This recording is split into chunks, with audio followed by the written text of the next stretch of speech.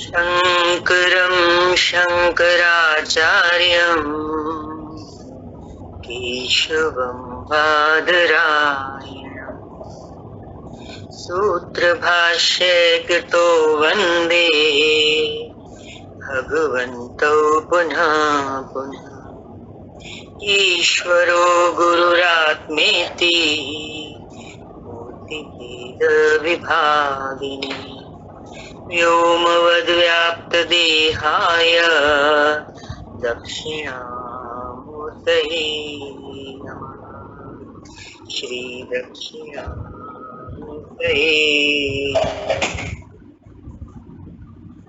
ओम। विवेक चूड़ामणि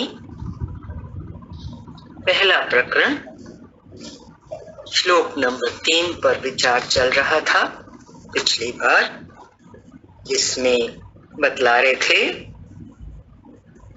मनुष्यत्व, मुमुक्षत्व, मुक्ति की इच्छा का होना, और महापुरुषों का संग, ये तीनों ही भगवत कृपा से मिलते हैं। मनुष्यत्व, मुमुक्षत्व, महापुरुषों का संग भगवत की कृपा के बिना ये बता रहे हैं कि दुर्लभ है, नहीं मिलते, बहुत कठिनाई से मिलते हैं। जीवन में ये चीज उपलब्ध है तो बहुत बड़ा सौभाग्य है। इसी को आगे बता रहे हैं किस तरह से मनुष्य जन्म, दुर्लभ जन्म जो है, विकास की चेतना के परिणाम स्वरूप जो मिला है, तो मनुष्य जीवन का लक्ष्य क्या है। श्लोक नंबर 4, किसी प्रकार इस मनुष्य जन्म को, इस दुर्लभ मनुष्य जन्म को पाकर, और उसमें भी जिसमें श्रुति सिद्धांत मीन्स वेदों का सिद्धांत का ज्ञान होता है, ऐसा पुरुषत्व पाकर जो मूर्ख इंसान, मूढ़ बुद्धि मनुष्य अपनी आत्मा की मुक्ति के लिए प्रयत्न नहीं करता, वह निश्चय ही आत्मघाती है, आत्मा को मारने वाला है। वह असत में मीन्स संसार में आस्था रखने के कारण अपने को नष्ट करता है। इस श्लोक की व्याख्या आगे बता रहे हैं, ध्यान देंगे। आत्मा की मुक्ति सबसे बड़ा पुरुषार्थ है, जो मनुष्य जन्म में ही संभव है। पशु आदि योनियों में भटक कर जब इस दुर्लभ मनुष्य जन्म को पाया है, जिससे इसी जन्म में श्रुतियों में वर्णित सिद्धांतों का भी ज्ञान संभव है, किंतु श्रुतियों का अध्ययन मात्र कर लेने एवं उसके सिद्धांतों को रट लेने से मुक्ति नहीं हो सकती। मनुष्य जन्म पाया है तो वेदों में जो ज्ञान है मनुष्य मात्र के लिए, वो हम पा सकते हैं ना। उसी से हमारी मुक्ति है, उसी से हमारे जीवन का लक्ष्य प्राप्त होना है। पर ध्यान रहे, हम सावधान रहें कि खाली श्रुति सिद्धांतों का अध्ययन कर लेने मात्र से या उनको रट लिया, उनको रटने से रटा, दोहराया, उतने मात्र से मुक्ति प्राप्त नहीं हो सकती। हाँ, इतना जरूर है कि इनके अध्ययन से एक मार्ग मिलता है, रास्ता खुलता है, जिससे आत्मज्ञान की राह पर चला जा सकता है। तो हर चीज का अपना महत्व है, एक सीमा तक हमने अध्ययन किया। अब ऐसा नहीं कि अध्ययन ही पर के पीछे पड़ जाएं, किताबी कीड़े बन जाएं और फिर उसका अहंकार कर लें, मैंने ये पढ़ा, मैंने वो अध्ययन किया, मैं तो ये भी जानता हूं। जानना अपनी जगह पर है, स्वयं से अपनी आत्मा का अनुभव करना वो परम लक्ष्य है मनुष्य जीवन का। इस पर बहुत ध्यान दिलवा रहे हैं, यहाँ पर आकर्षित कर रहे हैं ध्यान हमारा गुरुदेव। इनके अध्ययन से एक मार्ग मिलता है जिससे आत्मज्ञान की राह पर चला जा सकता है। ये मनुष्य जीवन ही एकमात्र ऐसा सुअवसर है जिसमें असत का परित्याग कर सत प्राप्ति की ओर बढ़ा जा सकता है। असत का त्याग कर, क्या है असत? माया। क्या है सत? परमेश्वर। माया से पीछ करके अपना मुख किधर करना है? ईश्वर की तरफ करना है। किंतु जो इस असत जगत में ही आस्था रखकर केवल भोगों में ही लिप्त रहता है, वह अपने जीवन को नष्ट कर रहा है। हम अपनी चेकिंग सत जरूर करें। गुरु ने क्या बताया? जो इस असत जगत में ही आस्था रखकर, हमारी आस्था कहाँ है? जरूर देखेंगे कहाँ है हमारी आस्था, हमारा भरोसा, हमारा आकर्षण, हमारा प्रेम कहाँ है? ये तो हम स्वयं ही देख सकते हैं, कोई दूसरा नहीं बताएगा। आज समय आ गया है कि हम वहां से अपनी आस्था उठाएं और कहाँ रखें आस्था? जो हमारे मनुष्य जीवन का लक्ष्य है, सत्य। जो इस असत जगत में ही आस्था रखकर केवल भोगों में ही लिप्त रहता है, असत जगत में आस्था रखेंगे तो कहाँ रहेंगे? लिप्त भोगों में। वह अपने जीवन को नष्ट कर रहा है। जगा रहे हैं गुरु, कह रहे हैं नींद से जागो। अज्ञान की नींद में जीव सोया हुआ है, उसको कौन जगा सकता है? रात को बच्चा सोता है, सुबह उसे उठना है स्कूल जाने के लिए, उसके भविष्य की बात है। उसका भविष्य उसमें निहित है। वो सुबह समय से उठे, समय से अपनी पढ़ाई के लिए जाए। हमारा भी भविष्य उठने में निहित है। हमें उठना है, मीन्स हमें जागना है।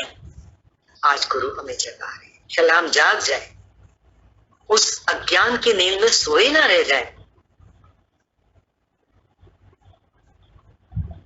जो उस जीवन में, मनुष्य जीवन में भोगों में ही लिप्त रहता है, वो आत्मघाती है।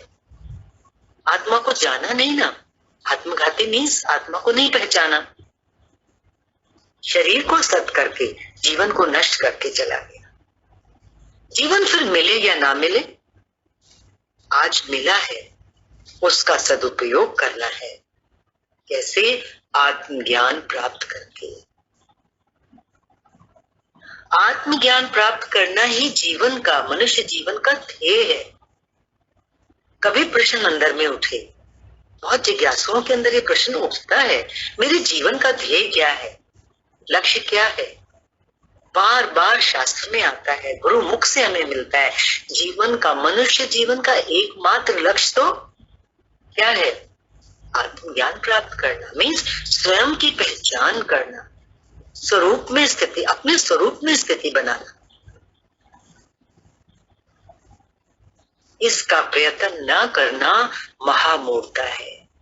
यदि अपने स्वरूप की ओर अग्रसर करने के लिए हम कदम नहीं उठाते हैं तो समझो ये हमारी बहुत बड़ी मूर्खता है। अगला श्लोक ले रहे हैं।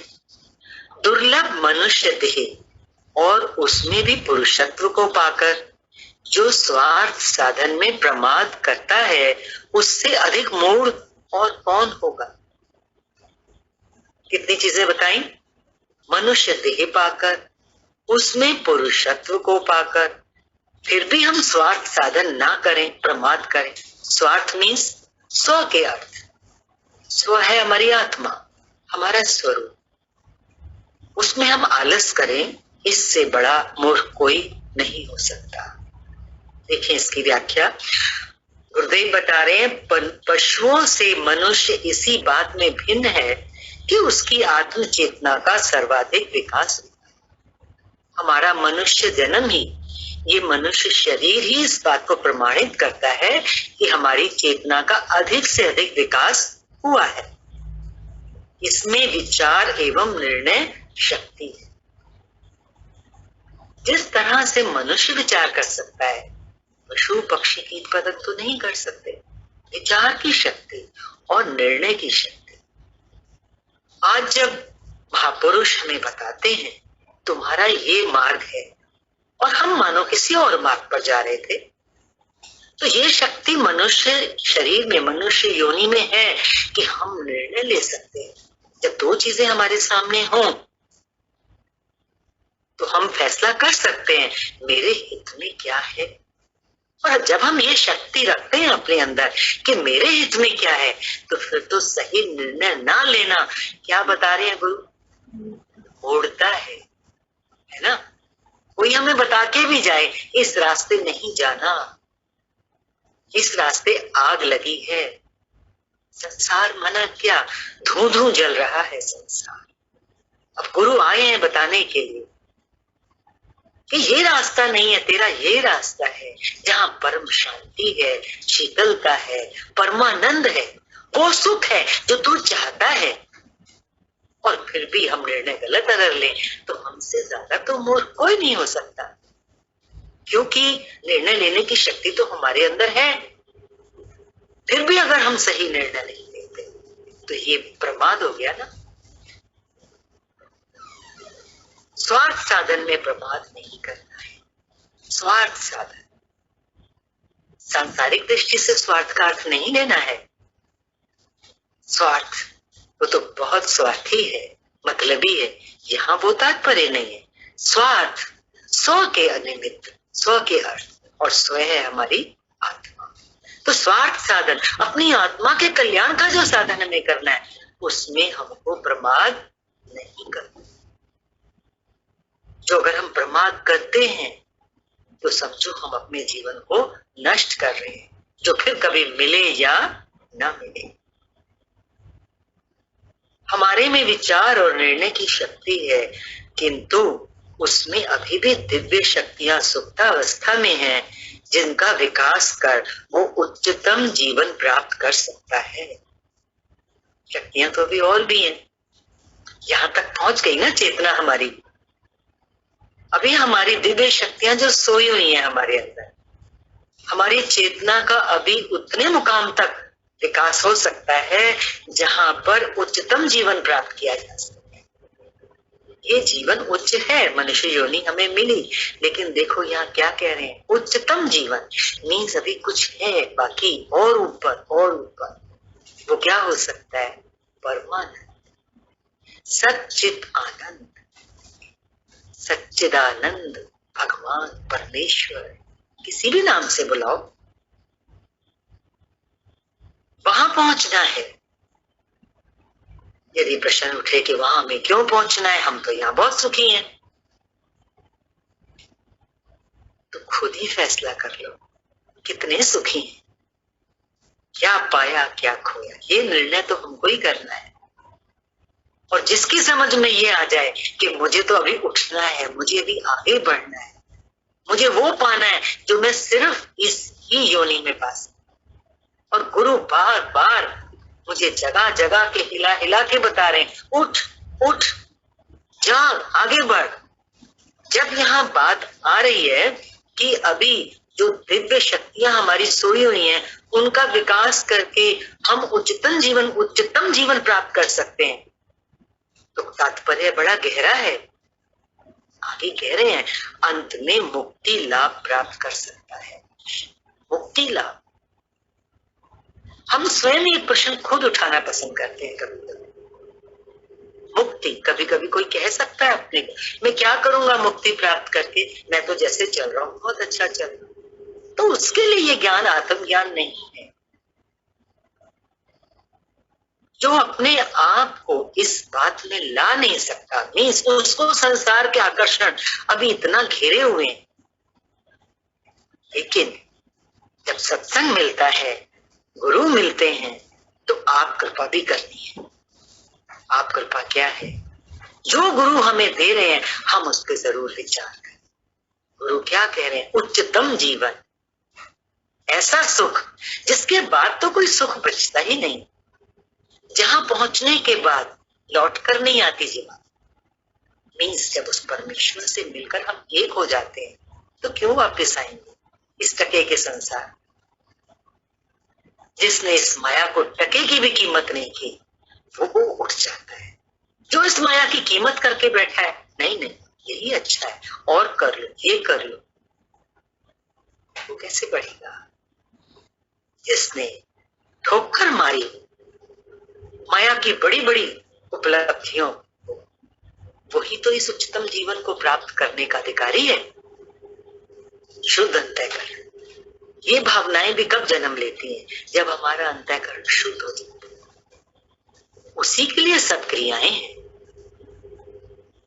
वेद अध्ययन है, पूजा पाठ है, कर्मकांड है। अगर अंतःकरण अभी शुद्ध नहीं हुआ है तो जब तब स्वाध्याय खूब करो, सत्संग खूब करो। अपने आप अंदर में जन्म लेती हैं ऐसी उच्च विचारधाराएं कि बहुत हुआ, अब मालिक तेरे बिना मैं नहीं रह सकता। संसार की किस किस चीज के बिना हमें लगता था ना अभी तक, इसके बिना नहीं रह सकता, उसके बिना नहीं रह सकता। वो सुहावनी घड़ी जिस दिन आ जाए जब अंदर में ये आवाज उठे, ये मालिक मैं तेरे बिना नहीं रह सकता, तब ये रास्ता हमारी मुक्ति का रास्ता। घबराना थोड़ी है कि मुक्त हो जाएंगे तो फिर क्या दोबारा संसार की मौज मस्ती नहीं मिलेगी। अरे फिर अगर कभी आएंगे भी ना तो वो ऐसी मस्ती होगी, बता नहीं सकते। तो कहते हैं ना, भक्त गुरु से कहता है कोई भजन है, पिला दे ओ सहिबा राम नाम दे। वो ऐसी मस्ती है, पीते जाओ दिल नहीं भरता। जीवन को किसी प्रकार जी लेना अथवा भोग सामग्री प्राप्त कर लेना ही पर्याप्त नहीं है। क्यों? क्योंकि ये तो मृत्यु पर यही छूट जाती है ना। समझदारी की बात जरूर अंदर में धारण करें। क्या कह रहे हैं गुरु कि किसी प्रकार जी लेना और सांसारिक भोगों को इकट्ठा कर लेना ही पर्याप्त नहीं है। क्यों? ये अंदर में रखें, याद रहे, क्योंकि ये तो मौत के साथ यही छूट जाती हैं। क्या जाता है? केवल स्वचेतना ही मृत्यु के बाद साथ है। स्व की चेतना, हमारी अपनी चेतना, जितनी जितनी वो चेतना विकसित हो चुकी होगी, जितना जितना हम जाग चुके होंगे, वो स्थिति हमारी साथ जाएगी। इसलिए अपनी चेतना के विकास का प्रयत्न करना ही सबसे बड़ा स्वार्थ साधन है। बता रहे थे ना हम आपको, स्वार्थ साधन, इसका सही मीनिंग समझना है हमारे को। अपने हित में हमें जो साधन करना है वो क्या है कि अपनी स्वचेतना का विकास करना है। ये साधना इस मनुष्य जीवन में ही संभव है। इतना जोर देकर, इतने प्रेम से गुरु हमें ये बात समझा रहे हैं। क्या कारण है? क्योंकि इस मनुष्य जीवन में ये केवल संभव है। इसलिए जो मनुष्य इस जीवन में इस साधन की उपेक्षा करता है, कौन सा साधन? ये स्वार्थ साधन, स्व चेतना का विकास, उच्चतम जीवन जीने के लिए। उच्चतम जीवन क्या है? जब जीवात्मा का परमात्मा से मिलन हो जाए, एकत्व, एक बचता है। अद्वैत सिद्धांत है ना। आदि शंकराचार्य जी ने कौन से सिद्धांत की स्थापना की? अद्वैत सिद्धांत। वो क्या है? एक ही तो है। मैंने अपने को अलग माना है, और जब तक मैंने अपने को अलग माना है तो मुझे अपनी चेतना का विकास करना है उस बिंदु तक जिस बिंदु पर पहुंचकर मैं उस परमात्मा, उस परम चेतना के साथ एक हो जाऊं, घुल मिल जाऊं। अद्वैत, द्वैत है ही नहीं, दो बना ही नहीं। अखंड ज्योत, चेतना कैसी है? अखंड है। वो बता रहे हैं ये साधना इस मनुष्य जीवन में ही संभव है। इसलिए जो मनुष्य इस जीवन में इस साधना की उपेक्षा करता है वह मोड़ ही। बार बार क्या कह रहे हैं? देखो हमारे लिए बात आ रही है। अगर हम ये साधना नहीं करते हैं तो हम कैसे हैं? मोड़, मूर्ख हैं। अपनी इस मूर्खता से आज हमें उठना है।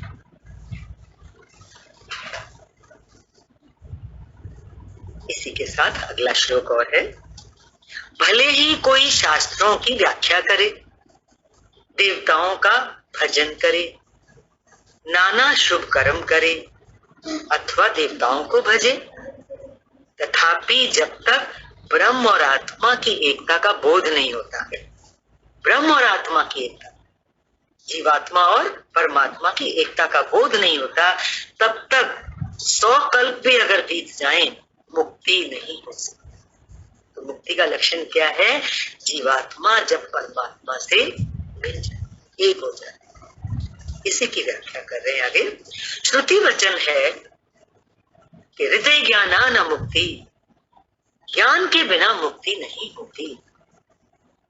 मुक्ति की बात चल रही है ना, कैसे होगी मुक्ति? ज्ञान से। किसका ज्ञान? स्व का ज्ञान। ये ज्ञान है स्वयं की आत्मा का ज्ञान। इस ज्ञान के बाद मनुष्य को ब्रह्म एवं आत्मा की एकता का बोध हो जाता है। अभी हमें कौन सा ज्ञान है? इस देह का ज्ञान है। मैं शरीर हूं, मैं मन हूं, मैं इंद्रियां हूं, मैं बुद्धि। हम इस जड़ विभाग में बैठे,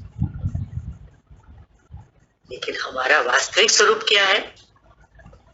आत्मा, चेतना। तो क्या कह रहे हैं? उस चेतना का एहसास और उस चेतना का बोध, फिर उसका उस ब्रह्म के साथ एकीकरण, एक हो जाना ही हमारा जीवन का लक्ष्य है और यही ज्ञान है। ये ज्ञान होने के बाद ही तो मुक्ति है। इस ज्ञान के बाद मनुष्य को ब्रह्म एवं आत्मा की एकता का बोध हो जाता है। उसे सृष्टि में सर्वत्र एकत्व ज्ञान हो जाता है। सृष्टि में चारों तरफ उसे एकत्व का ज्ञान हो जाता है। मतलब वो जहां भी दृष्टि दौड़ाता है, उसे क्या दिखता है? वो परम सत्य, वो एक परमात्मा जो कण कण और क्षण क्षण में व्याप्त है, जिसने पूरी सृष्टि को धारण किया हुआ है, जो अव्यक्त है, जो इन चर्म चक्षुओं से नहीं दिखती। तभी बोला ना, ज्ञान के बिना मुक्ति नहीं है। जब स्व का ज्ञान होता है तो फिर उस परम चेतना में जब हम एक हो जाते हैं, स्व का ज्ञान होने के बाद देहाध्यास रहता नहीं। जब अपना देहाध्यास नहीं रहता तो जो कुछ भी बाहर दिखता है, फिर वो क्या दिखता है? तू ही एक, तू ही है, तू ही। फिर संपूर्ण विभिन्नताएं मिट जाती है तथा ये संपूर्ण सृष्टि ब्रह्म में ज्ञात होने लगती है। इस बोध के बाद ही समस्त कर्मों का क्षय हो जाता है। जब तक हम वहां तक नहीं पहुंचे हैं, तभी तक कर्म। जब उस मुकाम तक पहुंच जाते हैं तो फिर कर्म शेष नहीं रहते, जिससे मनुष्य इस संसार चक्र से सदा के लिए मुक्त हो जाता है। मुक्ति कब है? जब कर्म ना बचे। और कर्म कब तक है? सरल में सरल, जब तक हमने अपने को ये माना है कि मैं ये हूं, शरीर से मैं करता हूं, मैं करने वाला हूं। यात्रा बहुत लंबी नहीं है। शरीर से आत्मा तक की यात्रा इतनी ही है कि जब तक हमने अपने को कर्ता माना तो हम जन्म मरण के चक्र में फंसे हुए। और जैसे ही ये बात समझ में आ जाती है, मैं करने वाला नहीं, करन करावन आपो, सब कुछ हो रहा है, अपने आप हो रहा है। इतनी बड़ी सृष्टि स्वयं चल रही है। वो कर्ता भाव जितना जितना ज्यादा दृढ़ होता जाता है, उतना उतना अधिक हम अपनी स्वचेतना के करीब होते जाते। जिस दिन उस पूर्ण स्वचेतना में हमारी स्थिति हो जाती है, माना आत्मा परमात्मा के साथ एक हो जाती है। फिर वो जहां भी देखता है तो क्या देखता है? उस प्रभु की लीला को देखता है, उसके खेल को देखता है। फिर अपने जीवन को भी कैसे देखता है? बहुत कुछ होता है सुबह से शाम तक पूरी जिंदगी में, क्या नहीं होता। पर क्या लगता है फिर? ऐसा थोड़ी है कि जिंदगी की घटनाएं नहीं होंगी, जिंदगी में कुछ ऊपर नीचे नहीं आएगा, सब कुछ होगा, पर वो मात्र उस प्रभु की क्रीड़ा लगेगी, काल की क्रीड़ा। जैसे हम भी तो बोलते हैं ना, ऐसा समय था, समय की बात है, समय से ऐसा हो गया। तो ध्यान रहे, जो कुछ भी हो रहा है वो काल की क्रीड़ा है, प्रभु की लीला है, मात्र लीला है। कृष्ण लीला, राम लीला, ठीक इसी तरह से हमारे और आपके जीवन की लीला हो रही है। तो जब ये दृष्टि बन जाती है कि मात्र लीला है, लीला कैसी है? परिवर्तनशील। तो गुरु हमें हमारी स्थिति परिवर्तनशीलता से कहां लेके जा रहे हैं? अपरिवर्तनशील। आत्मा अपरिवर्तनशील है। तब तक हमें गुरु की उंगली पकड़कर चलते ही रहना, रास्ते में कहीं रुकना नहीं।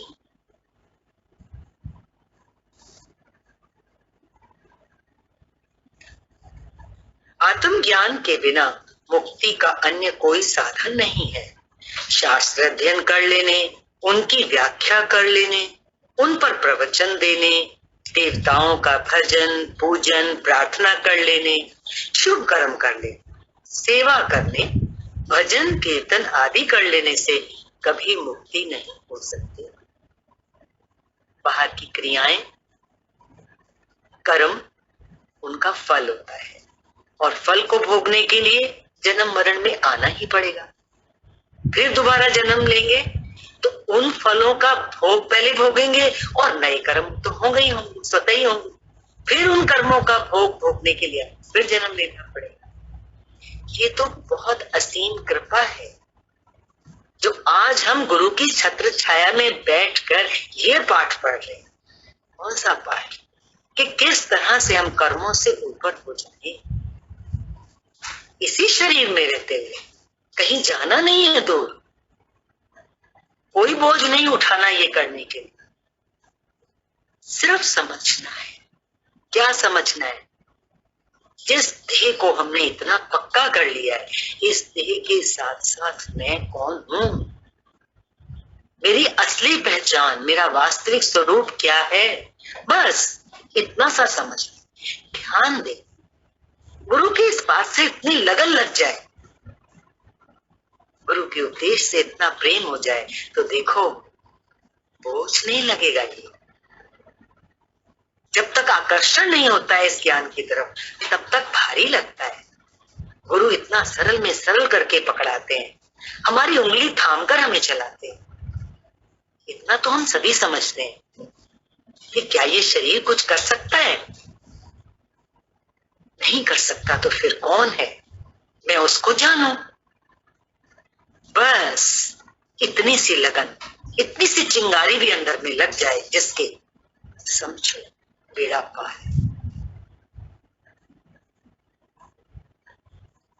बोल रहे हैं इन सब कर्मों से कभी मुक्ति नहीं हो सकती। सभी प्रकार के कर्मों की गति स्वर्ग तक ही है, क्योंकि सभी कर्मों का फल होता है जिनको भोगने के लिए उन्हें जन्म लेना आवश्यक है। इसलिए कर्म मुक्ति का साधन नहीं हो सकते। कर्म करने वालों को अन्य लाभ मिल सकते हैं, किंतु इससे मुक्ति संभव नहीं। तो यहां तक हमें क्या चीज दृढ़ हो रही है? पक्का करना है। यदि अंदर में मुक्ति की, बोला ना, मुमुक्षत्व, मुक्ति की इच्छा, यदि अंदर में मुक्ति की इच्छा है तो आज का ये पाठ पक्का करें कि कर्म से मुक्ति होने वाली नहीं, मुक्ति संभव नहीं है। अन्य लाभ मिल सकते हैं। आप शुभ कर्म करें, जब तब पाठ करें, कुछ भी करें, उनके अन्य लाभ, जिसके लिए बता दिया कि उनका परिणाम क्या है? स्वर्ग तक गति है। स्वर्ग तक जाएंगे, उन कर्मों के फलों को वहां भोगेंगे। भोगने के बाद जब वो कर्मों का फल क्षय हो जाएगा तो फिर हम मर्त्य लोक में वापस आना ही पड़ेगा। और जब यहाँ आएंगे तो आकर के फिर नए कर्म करेंगे। ये निश्चय करना है, ये निर्णय करना है। आज शुरू में ही आया था, मनुष्य जीवन में ही वो शक्ति हमें मिली है कि हम निर्णय कर सकते। क्या निर्णय करना है आज? बोलो। ये चक्र चलता रहे क्या? जाना आना, जाना आना। या छूटना चाहते हो?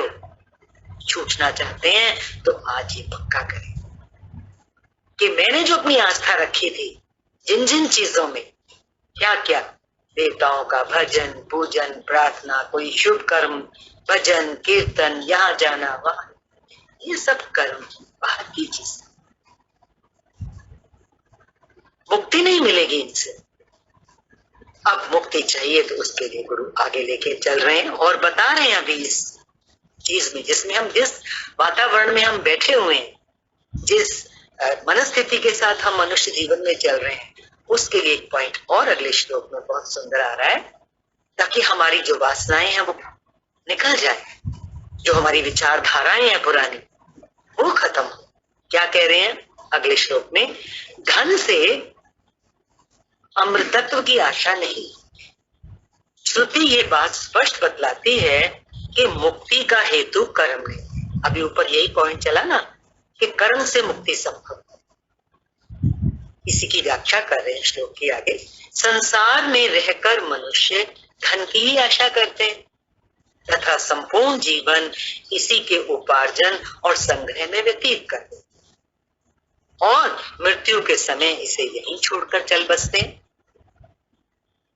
है सच्ची बात? सभी जानते हैं हम क्या करते हैं मनुष्य जीवन में, किस चीज की आशा लेके बैठे हैं? धन। और फिर उसी को हम क्या करते रहते हैं? इकट्ठा करते रहते हैं। जागो कि जिस धन की आशा में हम पूरी जिंदगी बिता देते हैं और इकट्ठा करते रहते हैं, एक हकीकत अपने सामने तो रोज ही लाएं एक बार, इसको यहीं छोड़कर चले जाते हैं कि नहीं चले जाते? अपने आप से बोलो, कितनों को मैंने देखा सिकंदर जैसे चले गए, पूरी दुनिया को जीतने के बाद हमारी और आपकी तो कोई हस्ती नहीं है। जब सब कुछ यहीं छोड़कर चले जाते हैं, धन से सांसारिक भोग तो प्राप्त किए जा सकते हैं, किंतु इससे अमृतत्व की उपलब्धि नहीं। धन से सांसारिक भोग, हमें बहुत अपने आप को देना है इस चीज को। सांसारिक भोग धन से, क्या परिणाम है उन सांसारिक भोगों का? हमें लगता है हम भोगों को भोग रहे हैं, लेकिन भोग हमें भोगते हैं। आज हम अपने आप को देखें, हमारे अंदर कितना बचता है। जिंदगी जीते जीते जीते जीते 60 तक पहुंचे, 70 तक पहुंचे, 80 तक पहुंचे, किसने भोग लिया हमको? भोगों ने हमें। जब हम उन भोगों को भोग रहे थे तो लगता था हम भोगों को भोग रहे हैं। ना, हमारा भ्रम है। आज इस भ्रम का पर्दा अपनी आंखों से हटा दें। धन से सांसारिक भोग तो प्राप्त किए जा सकते हैं, किंतु इससे अमृतत्व की उपलब्धि नहीं। अमृतत्व, अमरता, इसमें कभी मरना है ही नहीं, दुख कभी है ही नहीं। चेतना का उच्चतम विकास ही अमृतत्व है। अमरता किस बात में? जब हमारी चेतना उच्चतम विकास को प्राप्त करती है। उच्चतम विकास क्या है? पूरी सृष्टि में व्याप्त वो चेतना, ब्रह्म, किसी भी नाम से पुकारो, परमात्मा, इससे उस ब्रह्म की अनुभूति होती है तथा इसी से दुखों का अंत करके परमानंद में स्थित होते हैं। धन से इसकी प्राप्ति नहीं हो सकती, बल्कि धन तो इसमें और बाधक बनते हैं। ये अमृतत्व की प्राप्ति करने में धन को क्या बता रहे हैं? धन बाधक है। क्यों बाधक है? हम आपसे अगर पूछें, जब 50 लाख हो तो आदमी का मन क्या कहता है? 1 करोड़ हो जाए। लोभ, जितना जितना धन आएगा लोभ बढ़ता ही जाता। और अगर आ गया भाग्य से करो तो मन वहां लोभ रुकने नहीं देता, कहता है तो ये बाधक है। और जितना जितना आप यात्रा उस तरफ करेंगे, धन की तरफ, संसार की तरफ, माया की तरफ, तो किससे बिछड़ते चले जाएंगे? बिछड़ जाएंगे अपनी आत्मा से। दो ही तो रास्ते हैं, या तो हम उत्तर की तरफ जा सकते हैं या दक्षिण की तरफ जा सकते हैं। माया की तरफ जा रहे हैं तो अपनी स्वचेतना से हम हटते चले जाते, दूर होते चले जाते, अमृतत्व छिन जाए, फिर मिले ना मिले ये मनुष्य जीवन। तो क्या बोला, धन से इसकी प्राप्ति नहीं हो सकती, बल्कि धन तो इसमें और बाधक बन जाता है। जीसस ने ठीक कहा है कि सुई की नोक में से हाथी का निकलना संभव है, किंतु किसी पूंजीपति का स्वर्ग जाना कठिन। स्वर्ग से मतलब यहाँ पर मुक्ति, कल्याण। श्रुति भी स्पष्ट कहती है, वेदों में भी कहा है कि मुक्ति का हेतु कर्म नहीं है। कर्म से धन, यश, मान, प्रतिष्ठा, गौरव आदि तो प्राप्त किए जा सकते हैं, किंतु मुक्ति नहीं हो सकती, क्योंकि सभी कर्मों का फल होता है जिसे भोगना आवश्यक है। भोगने के लिए जन्म लेना पड़ता है, जिसके लिए बार बार जन्म लेना पड़ता है। आज के लिए इतना ही। ओम पूर्णमदः पूर्णमिदं पूर्णात् पूर्णमुदच्यते पूर्णस्य पूर्णमादाय पूर्णमेवावशिष्यते। ओम शांति शांति शांति।